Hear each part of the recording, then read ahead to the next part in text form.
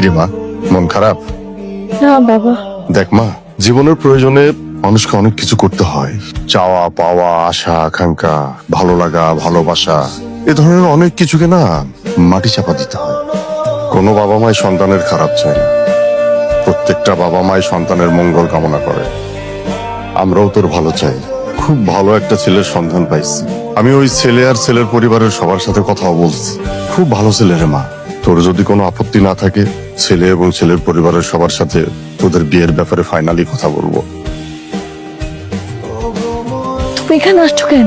তোমার খুব দেখতে ইচ্ছা করতেছিল। রাজ্জাক, আমি কোনোভাবে বাবাকে মানাতে পারছি না।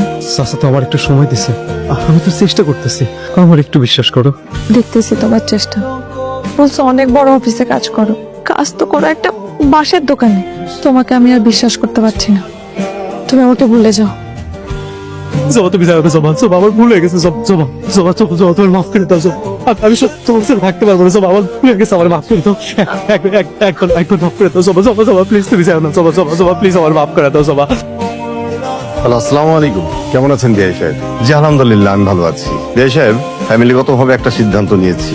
সেটা হলো, আমরা আর দেরি করতে চাচ্ছি না। আগামী শুক্রবারেই আমরা ওদের বিয়ের কাজটা সেরে ফেলতে চাচ্ছি। আপনি কি বলেন? না না না, আমাদের তরফ থেকে কোনো সমস্যা নাই। হ্যাঁ, আমি তো বললামই যে আমরা সিদ্ধান্ত নিয়েছি যে আগামী শুক্রবারেই ওদের বিয়েটা আমরা শেষ করে ফেলব। ঠিক আছে, ঠিক আছে বিআই, আসসালামু আলাইকুম।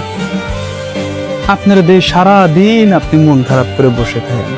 এত কষ্ট করে পড়াশুনো করলেন, তারপর একটা চাকরি জোগাড় করলেন, সেই চাকরিও আপনি করলেন না। আর ওই দিকটা কি হয়েছে, জবা আপার বিয়ে হয়ে গেল, সে 6 মাস সে কিন্তু নিজের আনন্দ ফুর্তি নিয়েই আছে।